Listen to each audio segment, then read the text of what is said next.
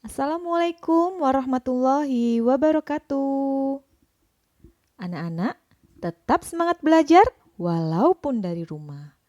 Hari ini kita akan belajar tema 4, globalisasi, subtema 1, globalisasi di sekitarku.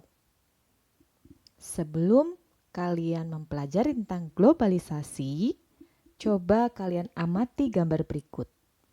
Kira-kira apa yang ada di pikiran kalian jika melihat gambar tersebut?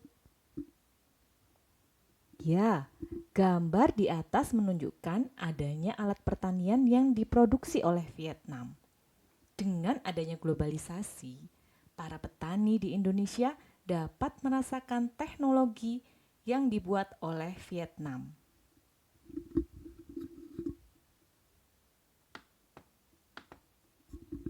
Kerjasama ASEAN di bidang sosial budaya. Kerjasama sosial budaya antar negara mencakup kerjasama bidang kebudayaan, kemanusiaan, pendidikan, ilmu pengetahuan, kesehatan, informasi dan telekomunikasi, lingkungan hidup, penanggulangan bencana alam, dan lain-lain. Sebagai negara yang berada di tengah masyarakat internasional, Indonesia terlibat dalam kegiatan lembaga sosial budaya baik regional maupun internasional. Kerjasama Indonesia dan ASEAN di bidang sosial meliputi sebagai berikut. 1. Bidang pembangunan sosial dengan menekan pada kesejahteraan golongan berpendapatan rendah, perluasan kesempatan kerja, serta pembayaran upah yang wajar.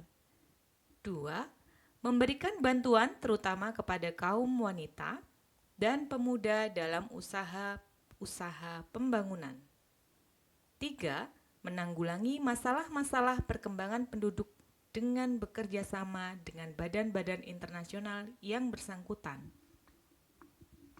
4. Pengembangan sumber daya manusia. 5. Peningkatan kesejahteraan. Berikutnya, kita akan belajar tentang teks eksplanasi. Teks eksplanasi adalah teks yang berisi penjelasan tentang proses mengapa dan bagaimana suatu peristiwa itu terjadi. Tujuan teks eksplanasi adalah untuk menjelaskan adanya peristiwa atau fenomena yang terjadi serta menjelaskan sebab akibat peristiwa tersebut. Teks eksplanasi dibuat berdasarkan susunan atau strukturnya. Berikut adalah struktur teks eksplanasi. Yang pertama adalah pernyataan umum. Pernyataan umum berupa topik masalah atau permasalahan umum yang dibahas.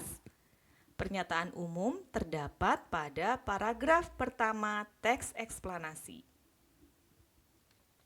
2. Deretan penjelas.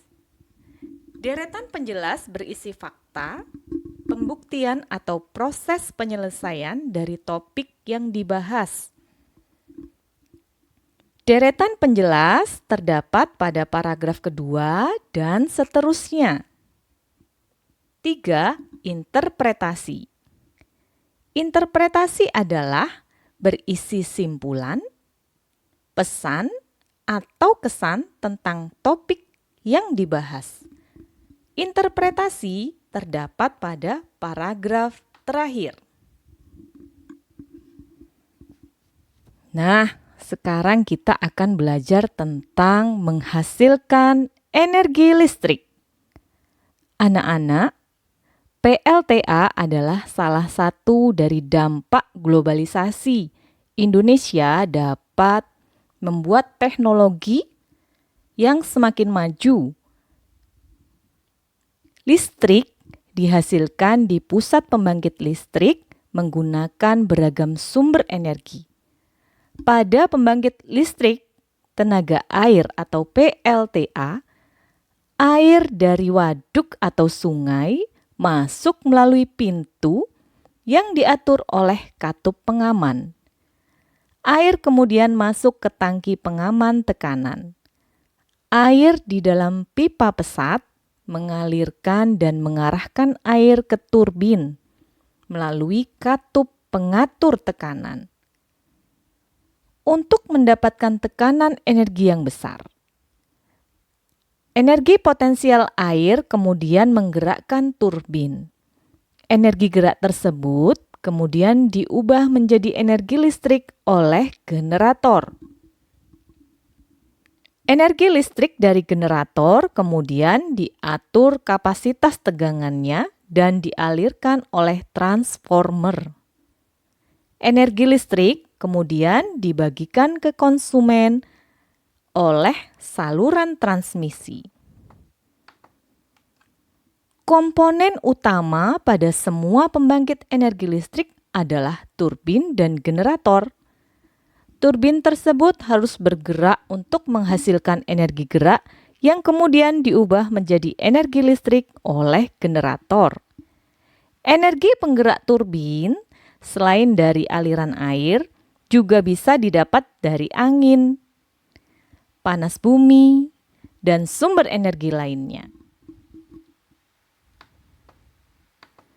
Nah, terima kasih sudah menyimak penjelasan dari Bu Guru. Selamat belajar, jaga kesehatan, dan stay at home. Wassalamualaikum warahmatullahi wabarakatuh.